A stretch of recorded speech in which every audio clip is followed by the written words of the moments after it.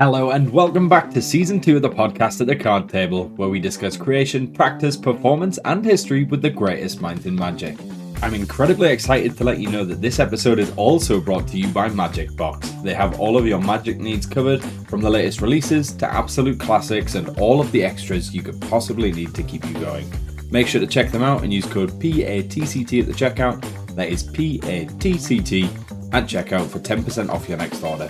Until then, on with the episode. Today's guest is a world-class sleight of hand artist whose work has reshaped how modern close-up magic both looks and feels. He's a regular performer at the world-famous Magic Castle, a featured lecturer at major conventions across the globe, and is the director of the International Association of Chinese Magicians, gaining praise along the way from the likes of Penn and David Copperfield. It is, of course, the incredible Jeffrey Wang. How are we doing today, Jeffrey? You well? I'm doing well. Good. Thank you. Incredible. Thank you so much for joining me today. We're going to jump straight into this. We're going to go all the way back to when this first started for you. What is your origin story and how did you get into magic? Oh, wow.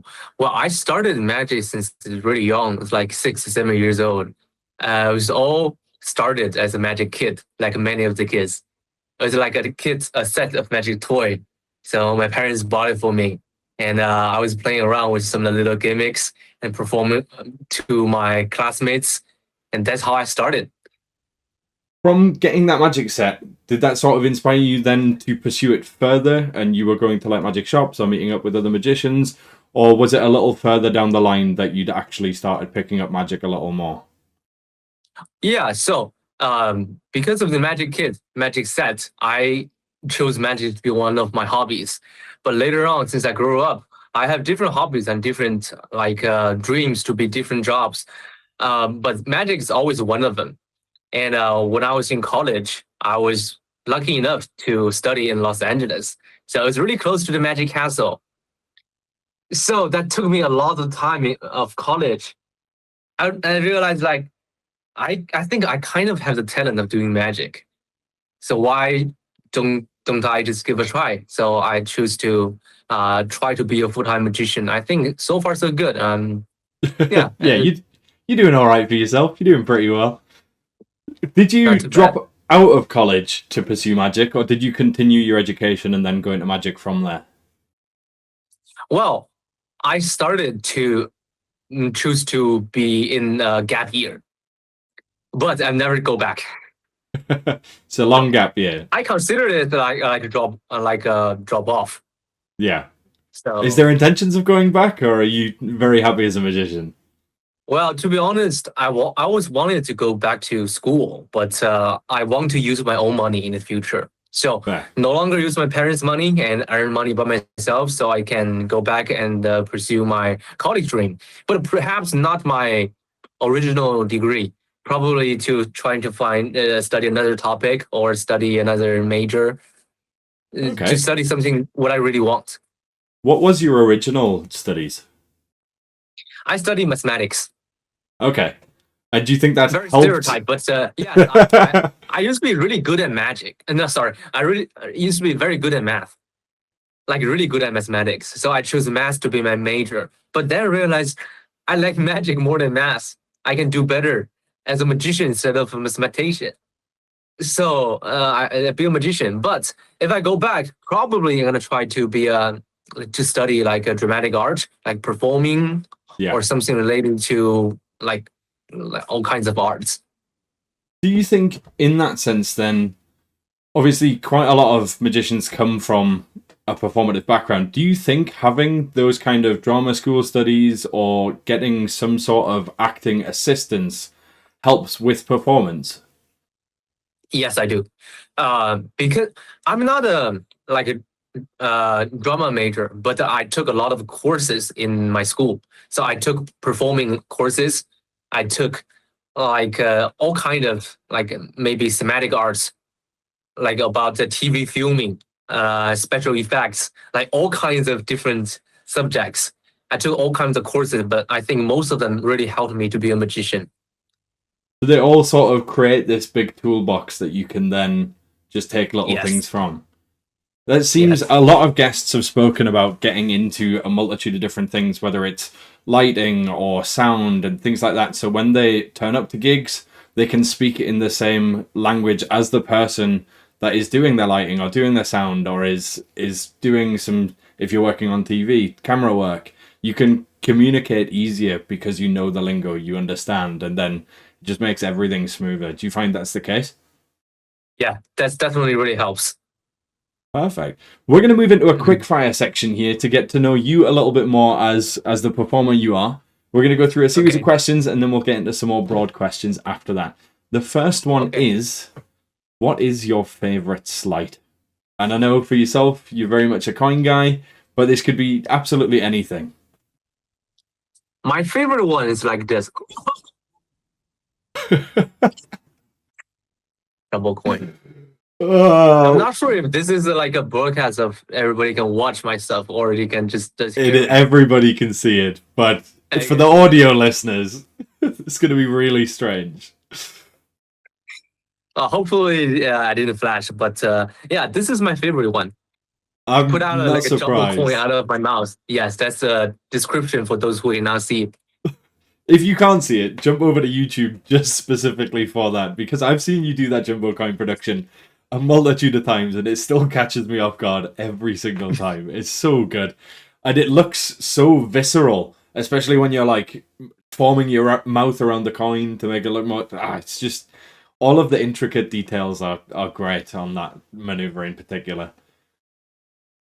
Thanks. Yeah. Do you have a particular favorite plot within Magic? Well, I like all kinds of comedy stuff. Okay. Like not a specific one. Like I like all kinds of comedy. Depends. It doesn't matter if it's talking comedy or like no talking comedy. As long as comedy, it's just all my taste. Yeah. You, as demonstrated there perfectly with the jumbo coin production, obviously the dramatic side of things comes into play quite a lot, but it also seems like a lot of sort of non-stereotypical clowning, and there's like big funny actions that help make the effect even bigger than it is. Do you find that helps with the comedy? Obviously, understanding movement, understanding your body, everything that's not just the sleight itself. Yeah. So sleight is only a tool, but the performing is the core.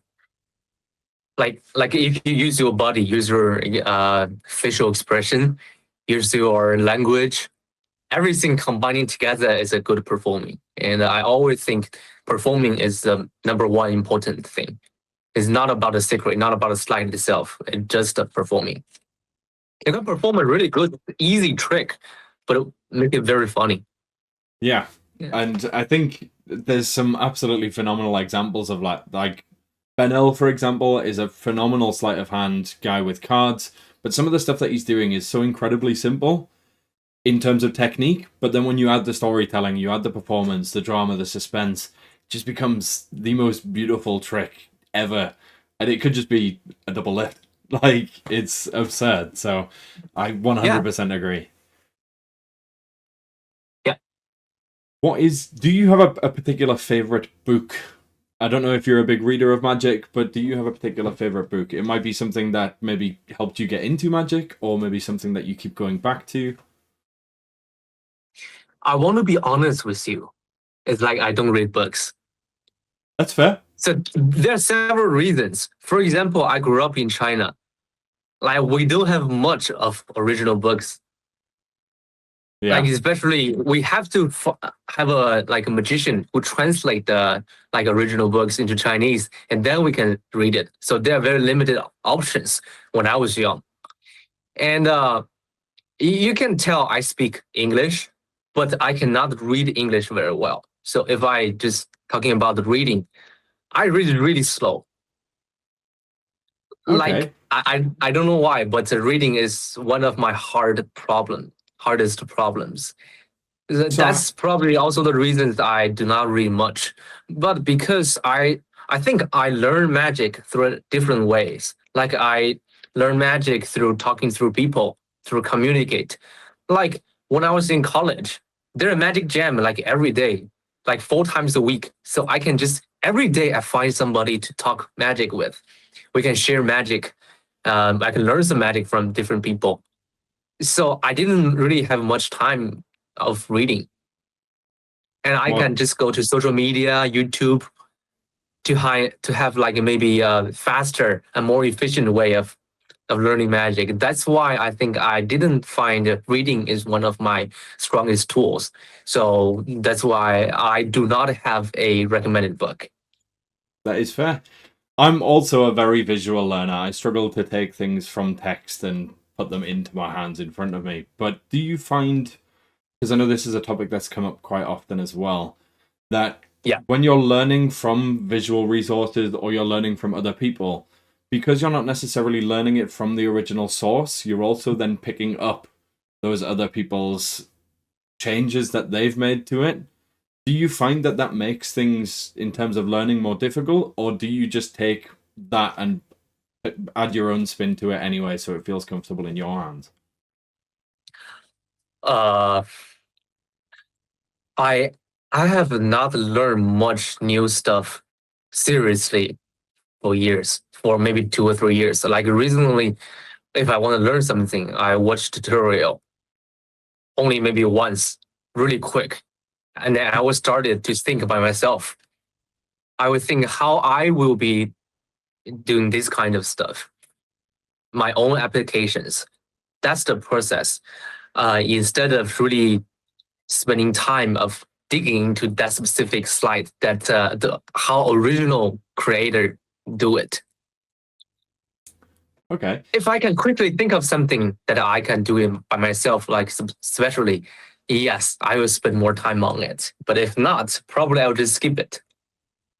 That's a really interesting way to look at it. And to be fair, I think that's probably a better way to look at it, because then you are shaping the sleights to yourself as opposed to learning a horrible way to hold a deck of cards just to deal a card from the bottom, or a really awkward way to hold a coin that doesn't fit your hands. You're then adapting it and changing it to make it fit you as a person. And I assume in the process of doing that, you're also finding that you then figure out other things from those mechanics just from toying around with original source material. Yes, I think so. Perfect.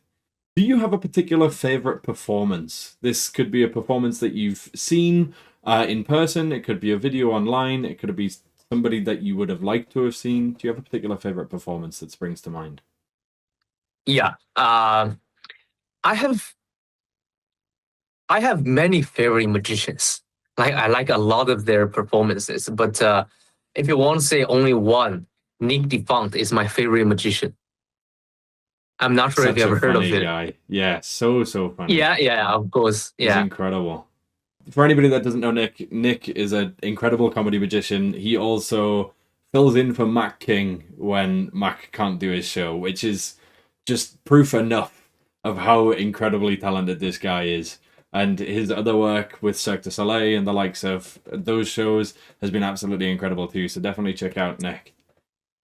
No, just a lot of people see I post on social media that I do sleight of hands of coins. But my real performing style, like to real people, to lay people, is just comedy magic.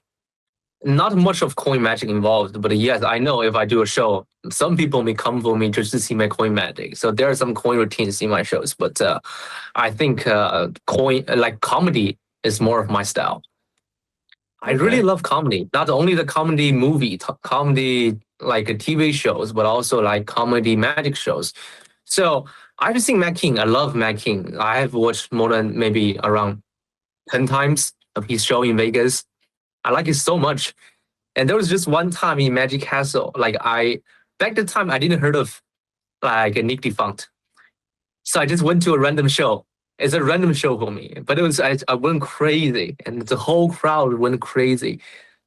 I was such a fan. It's only 2 tricks from the beginning. So I love his act very much, and his style also influenced me a lot.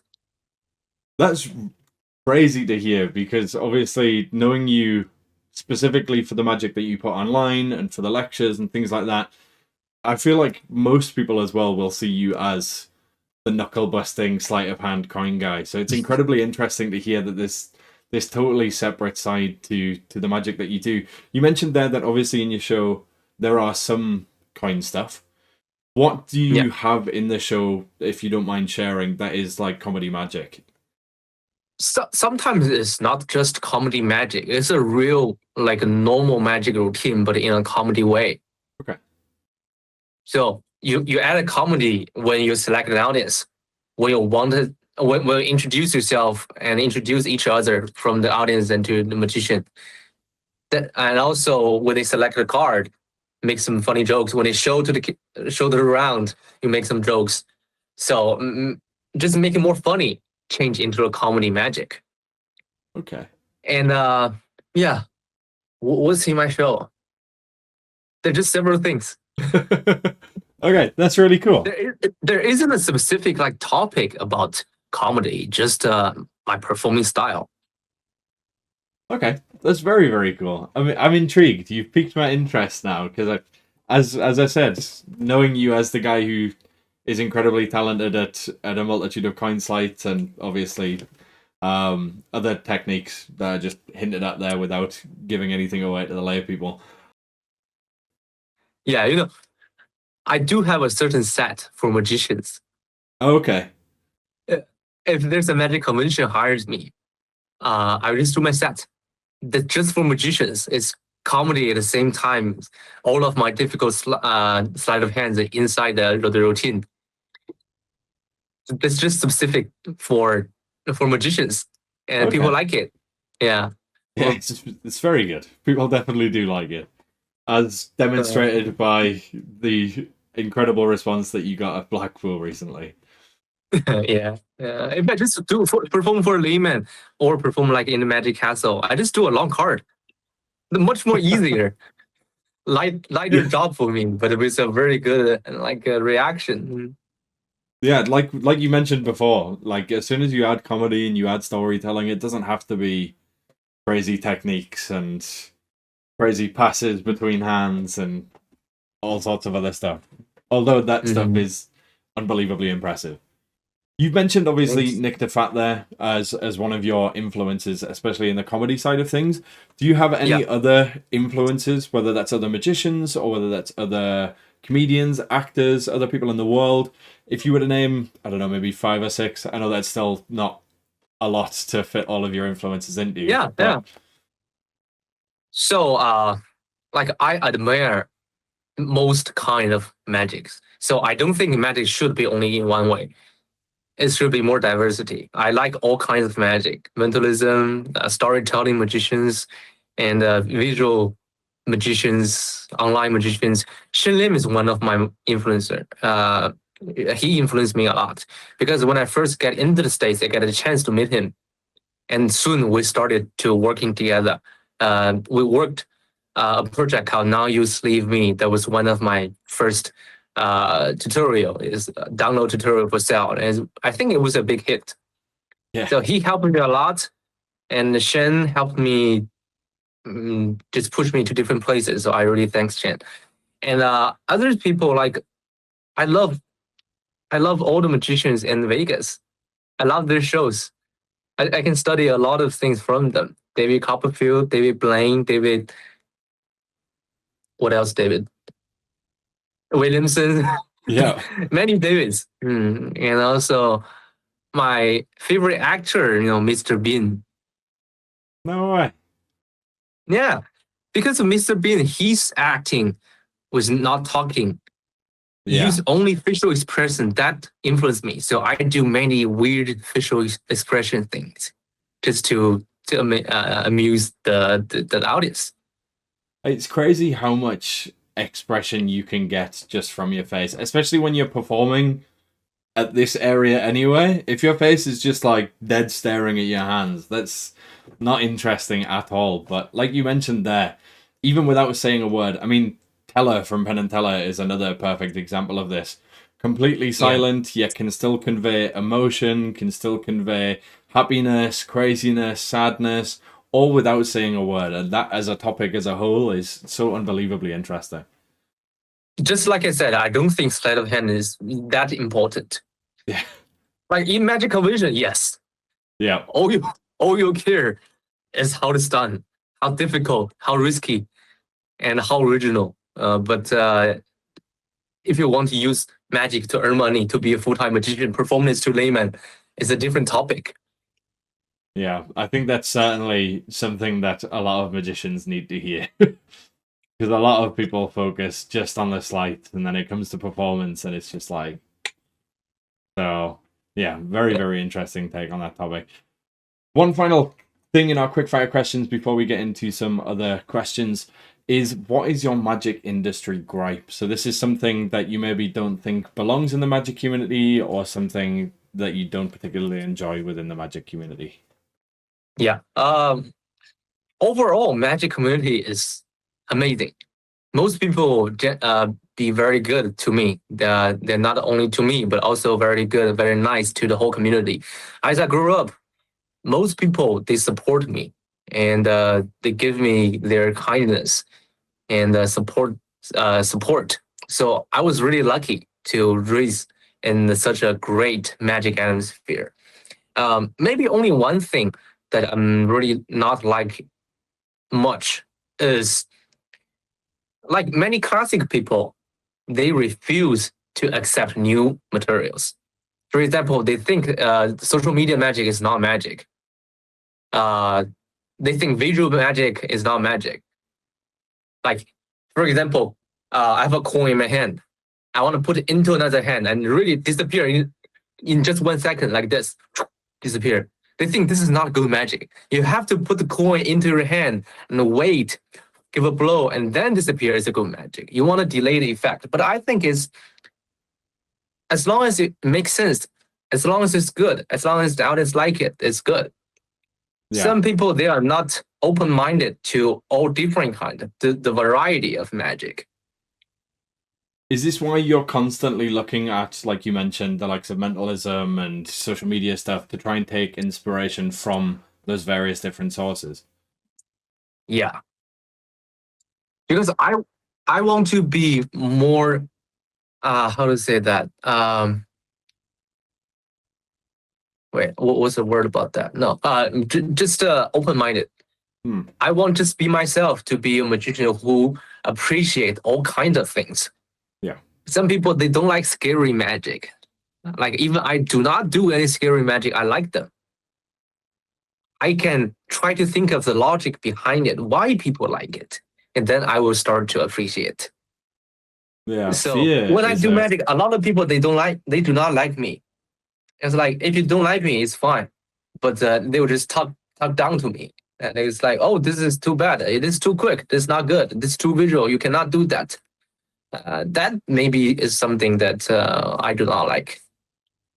Too visual is a crazy statement when it comes to magic. No, that's too good. Please don't do that. That looks too magical is a crazy sentence.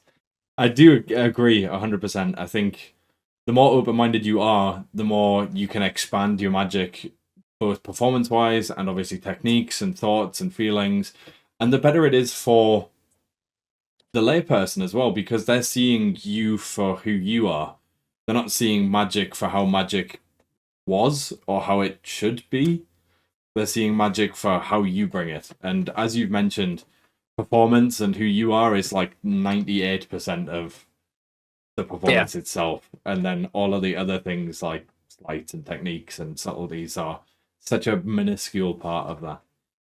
Speaking of creation, when it comes to creating a routine, are you chasing a specific visual, a specific look, or a feeling that you're trying to create for the spectator? Or are you trying to solve a problem? For example, you mentioned in your Blackpool lecture that when it came to vanishing coins, you wanted to be able to show your hands very open and clean, and very few conventional coin techniques would allow you to do so. Were you creating your routines to fit this purpose, or did that just come from wanting to make your magic look as clean as possible? That's definitely one of the ideal thing that I want to chase. Like he mentioned in my lecture, my idea of doing coin magic, which is, I think if you want to show your hands empty, you just show both sides, your hands empty. Do not do some weird moves. I don't like them. So Of course, yes. In my show, I do not do those weird moves. Like in my routine, I will create a routine that fits my philosophy of coin magic. Definitely, I will show my hands are clean enough for the audience. And to create a routine, normally I will start as a classic routine. For example, a coin across. I can just think of a way that a coin can transfer from one hand to the other in my way. So based on the classic structure, I replace something in the middle into my thing. And that's how I create a routine. And later on, maybe there was one day there's an idea. If I see some TV show, sometimes there just idea pop up. You're not creating a routine. You just let the inspiration get to you. There was just one moment, maybe you just randomly think of an act. That's often happened to me. When it does come to that creative process, are you trying to implement the sleights to create the feeling that you're going for, or are you creating a feeling and then filling in the gaps with the sort of process? That is a very good question. I remember the first time I was wanted to compete in a magic competition, because I've never competed before. It was like 3 years ago. I had a lot of great techniques, all of them amazing. There's only 1 second of each effect. It just coin vanish in different way. It just here, just vanish, reappear. So I had a lot of the tools. That was the time that I wanted to create a routine that contains as much of my slides as possible. That was the time. But when I get to creating a show, I will think of the structure first.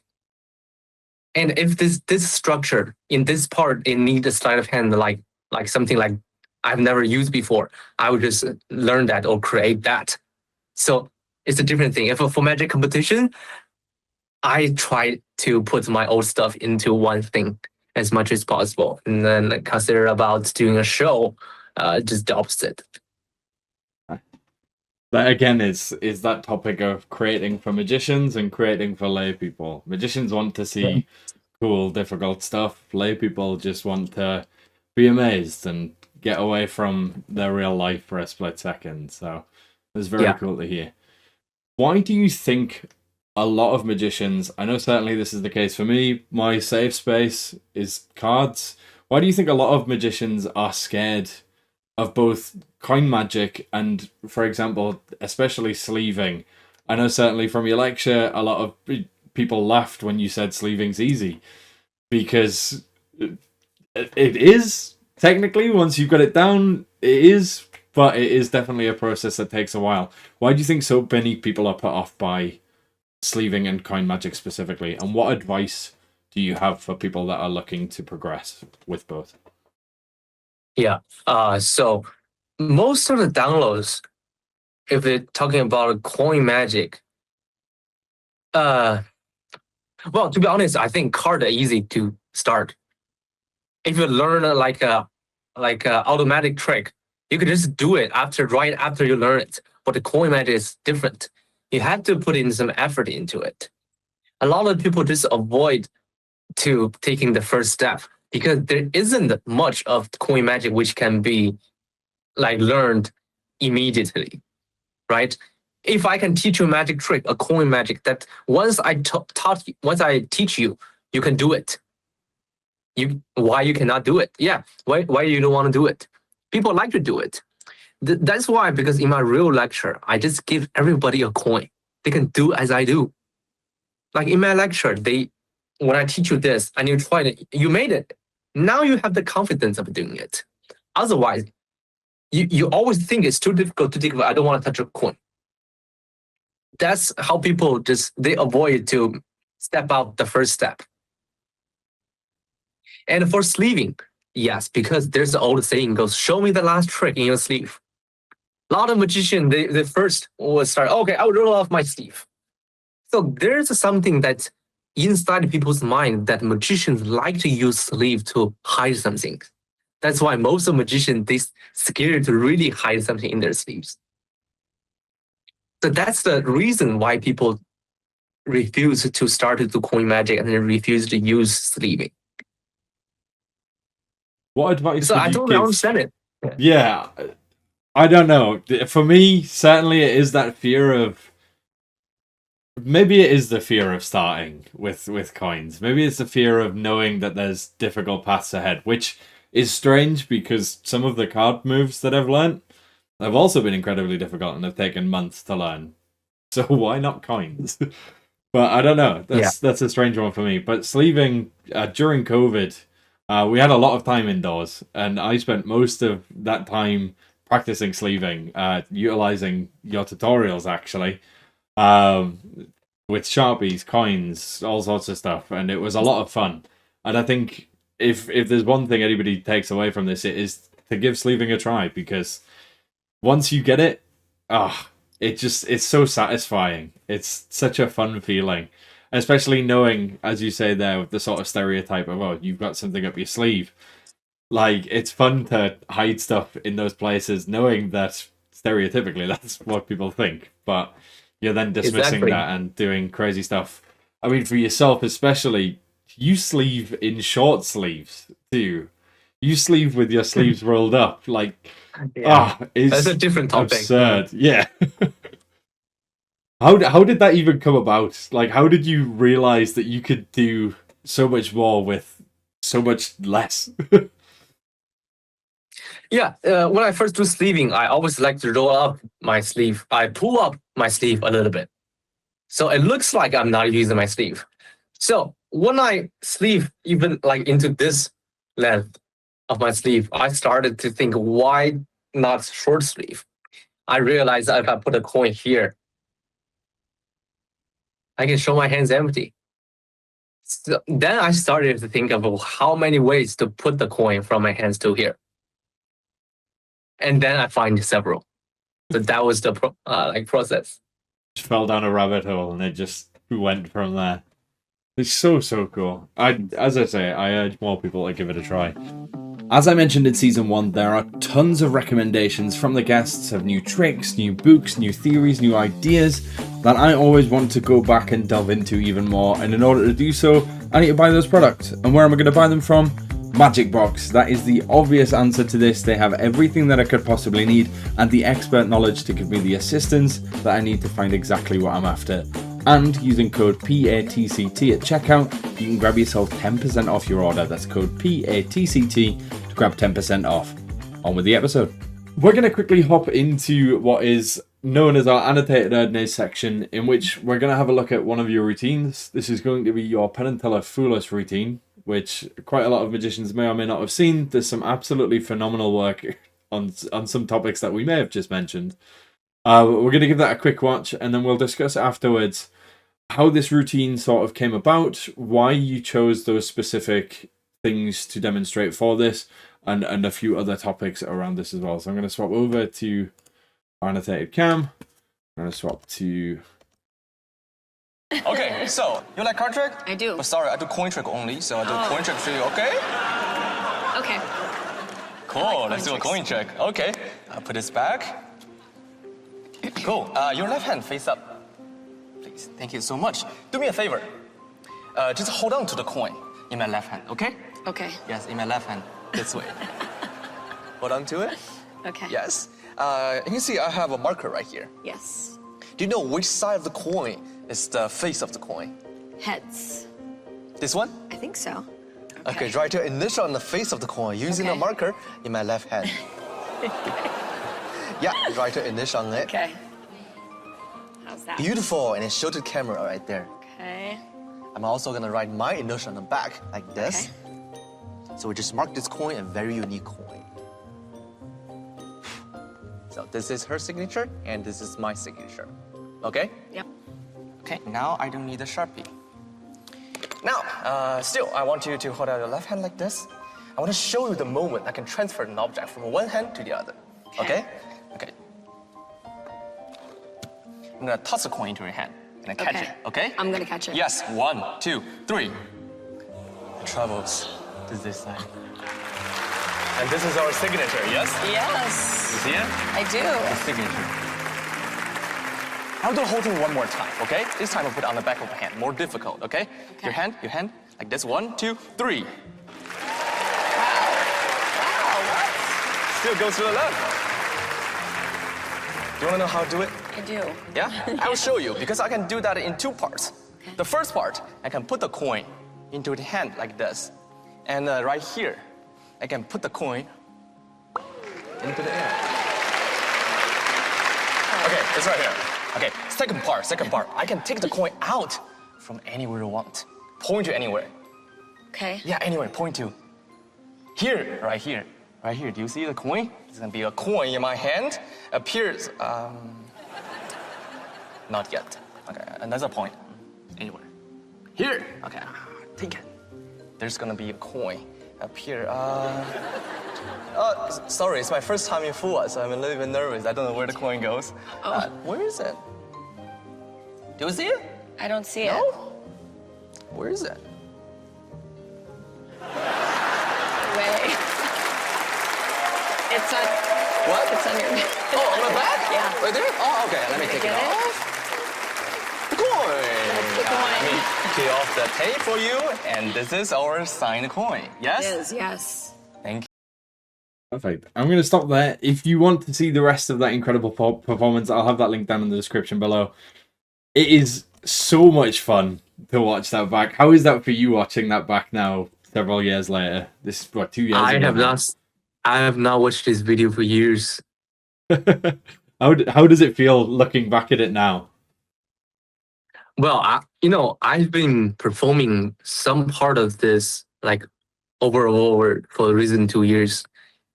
And I already noticed that there are a lot of like grammar mistake inside my routine, but I'm sure Penn and Teller weren't Yeah. worrying about that. yeah, like people, they don't really care because English is not my mother language, but I'm speaking it like better now. Yeah. And yeah, it's still, I remember that was a cool like experience. And I don't know if some of you might notice that I kind of missed. I did something wrong in my act. So I made up when I was on stage. Wow. So right after this part, I make a coin disappear. I want to take off my jacket. That was the part something went wrong. My original trick was I would take off my jacket and inside my sleeve, there is a deck of cards. But deck of cards, you open as a box, there is the signed coin. That was my original idea. But do you know what happened? There was one time I sleeve a coin into my sleeve, but when I put my hand down, the coin didn't come out. So it was all wrong. I have to do some adjustment right on stage in front of many people, including Penn and Teller. So if you notice that, if you replay the part when I take my jacket off, there's something weird going on. So that was not ideal, but that was the best thing I could come up with when I was on stage. Yeah, so that was the part. How many of these sort of contingencies do you have in play for things that might potentially go wrong? Like, not really. nothing. I never think of that part could go wrong. Wow. So it was just spur of the moment, like, gotta get out of this somehow. Yeah. Penn Jillette, at the end of this, when he's discussing, obviously, the whole routine, says, that's the best kind of that stuff that we've ever seen. How did it feel hearing that from somebody who's seen an awful lot of magic? I think he's just being nice. He says nice words to everybody. I mean, that's want to be honest. Big statement. When I was on stage listening to Penn, I couldn't understand much. Oh. Especially, I couldn't understand his accent. Yeah.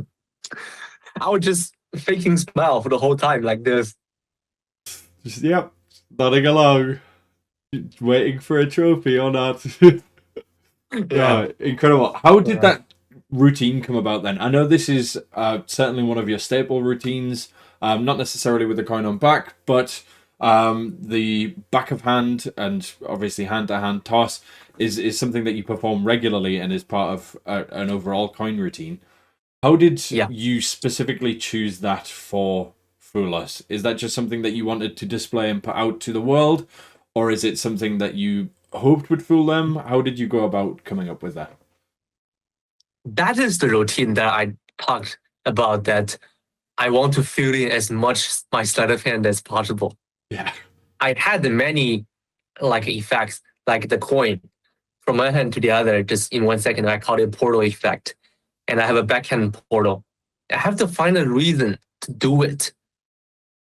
So that was the scenario that I said, oh, I can use this presentation to make it make sense. I said, oh, I will toss the coin into your hand, but go to my left hand. But yeah, that was just because I wanted to show off my sleight of hand. Okay, that's very, very cool. Yeah, there's one thing. The reason I want to take off my jacket is also because I want to share some of my sleeving stuff. I also want to share my short sleeving stuff. That's why I have to find a reason to take off my jacket, right? Yeah. So I thought of the classic trick that I'm going to take off a jacket and pull out orange juice, something like that. I thought of that. So I want to produce a deck of cards out of my sleeve. So that probably gives me a good reason to take off my jacket and continue the last part, because the last part is my favorite. Because the last part that I short sleeving it right next to the host. Yeah. That was very risky. Probably the most risky stuff I've ever done. I have never done that routine ever after the Fool Us. Wow. Fair play. Yeah, I mean, knowing what's going on at that point is crazy. She is not at a good angle to view that specific sleight, but evidently it was pulled off flawlessly. But you know what? If you are broke, you don't see any flash. You do not see any flash. Because you can watch the part again. When the thing is sliding along my arm, she's looking left. She's looking the other hand. Misdirection is perfect. Misdirection. Incredible. Obviously, comedy plays a huge aspect in misdirection, and comedy can be used as a tool to misdirect as much as sleights can. Do you find that you use a lot of comedy to misdirect people from where they're looking as to where you want them to look? Yeah. So not only to point to somewhere and doing something else, but also offbeats. And there are many things that you can do for misdirect people. It just all fits into whatever routine you're doing. For you personally, what is the difference between just purely demonstrating your skills and what is to you real magic? What it makes that distinguishing difference? My sleight of hand is created based on my logic of being natural and clean. So my sleight of hand itself is natural and clean.